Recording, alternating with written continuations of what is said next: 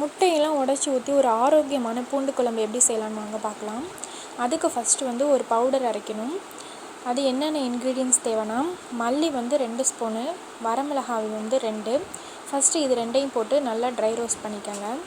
அடுத்து வந்து ஜீரகம் 2 ஸ்பூனு, சோம்பு 1 ஸ்பூனு, மிளகு 2 ஸ்பூனு.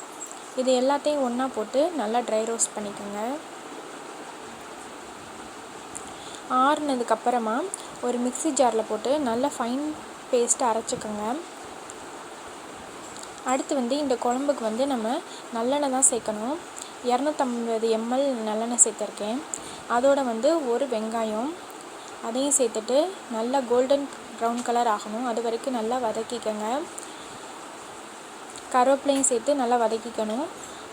ஒரு கையளவு வந்து வெள்ளை பூண்டு வந்து உரித்து வச்சுருக்கேன், அதையும் வந்து இதோடு சேர்த்துட்டு நல்லா வதக்கிக்கோங்க. 3 பச்சை மிளகா அதையும் வந்து இதோடு சேர்த்துக்கோங்க. சேர்த்துட்டு நல்லா வதக்கி விட்டுக்கோங்க.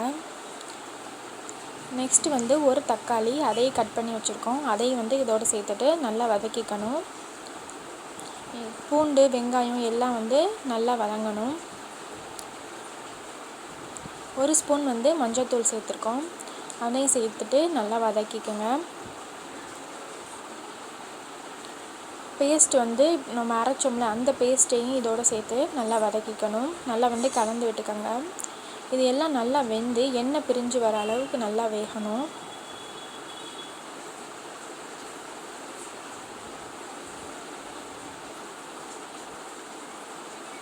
பாருங்கள், இப்போ வந்து எல்லா மசாலாவும் வந்து நல்லா வெந்து எண்ணெய் பிரிஞ்சு வந்துச்சு. இந்த டைமில் வந்து நம்ம தண்ணி சேர்த்துக்கிறோம். தேவையான அளவு வந்து தண்ணி சேர்த்துட்டு நல்லா கொதிக்க விட்டுருங்க. கொதித்ததுக்கப்புறமா வந்து அடுப்பை சிம்மில் வச்சுட்டு உங்களுக்கு எத்தனை முட்டை வேணுமோ அத்தனை முட்டை வந்து உடச்சி ஊற்றிக்கோங்க. நாட்டுக்கோழி முட்டையாக இருந்தால் இன்னும் நல்லாயிருக்கும். முட்டையை வந்து உடச்சி ஊற்றிட்டோம், நல்லா கொதிக்குது. பாருங்கள், எல்லா முட்டையும் வந்து நல்லா வெந்துருச்சு. அவ்வளோதான், இந்த குழம்பு வந்து ரெடி ஆயிடுச்சு.